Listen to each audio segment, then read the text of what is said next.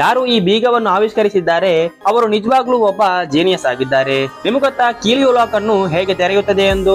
ಮೊದಲನೇದಾಗಿ ಇದರ internal structure ಅನ್ನ ನೋಡೋಣ. ಇಲ್ಲಿ ನೀವು ನೋಡಬಹುದು 5 ವರ್ಟಿಕಲ್ ಸಿಲಿಂಡರ್ ಕಾಣಸಿಗುತ್ತದೆ. ಪ್ರತಿಯೊಂದರಲ್ಲೂ ಒಂದು ಸ್ಪ್ರಿಂಗ್ ಮತ್ತು 2 ಕಬ್ಬಿಣದ ಪಿನ್ ಇರುತ್ತದೆ. ನಾವು ಸರಿಯಾದ ಕೀಯನ್ನು ಹಾಕಿದಾಗ ನೀವು ನೋಡಬಹುದು ಕೀ ಒಂದೊಂದೇ ಪಿನ್ ಅನ್ನು ಮೇಲಕ್ಕೆತ್ತುತ್ತದೆ. ಈ ಸಮಯದಲ್ಲಿ 2 ಪಿನ್ಗಳು ಕೀ ಜೊತೆ ಸರಿಯಾದ ಲೈನ್ ಅಲ್ಲಿ ನಿಲ್ಲುತ್ತದೆ. ಅವಾಗ ಕೀಯನ್ನು ತಿರುಗಿಸಿದಾಗ ಆರಾಮವಾಗಿ ಲಾಕ್ ಓಪನ್ ಆಗುತ್ತದೆ.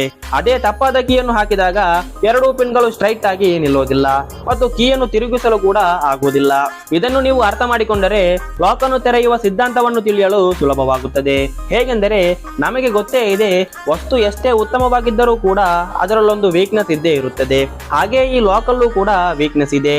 ನಾವು ಕಬ್ಬಿಣದ ತಂತಿಯನ್ನು ಹಾಕಿ ಅನ್ಲಾಕ್ ಸಿಲಿಂಡರ್ ಅನ್ನು ಪದೇ ಪದೇ ಮೇಲಕ್ಕೆತ್ತಿದರೆ ನೀವು ನೋಡಬಹುದು ಒಳಗಿನ ಲಾಕ್ ಪಿನ್ ಮೇಲಿನ ಸ್ಪ್ರಿಂಗ್ ಅಲ್ಲಿ ಹೋಗಿ ಜಾಮ್ ಆಗುತ್ತದೆ. ಇದನ್ನೇ ನೀವು ಪುನರಾವರ್ತಿತ ಪ್ರಯತ್ನ ಮಾಡಿದರೆ ಲಾಕ್ ಪಿನ್ ಒಂದೊಂದಾಗಿ ಸ್ಪ್ರಿಂಗ್ ಅಲ್ಲಿ ಹೋಗಿ ಜಾಮ್ ಆಗುತ್ತದೆ. ಕೊನೆಯದು ಮೇಲೆ ಜಾಮ್ ಆದಂಗೆನೆ ತಿರುಗಿಸಿದರೆ ಲಾಕ್ ತಕ್ಷಣ ಅನ್ಲಾಕ್ ಆಗುತ್ತೆ.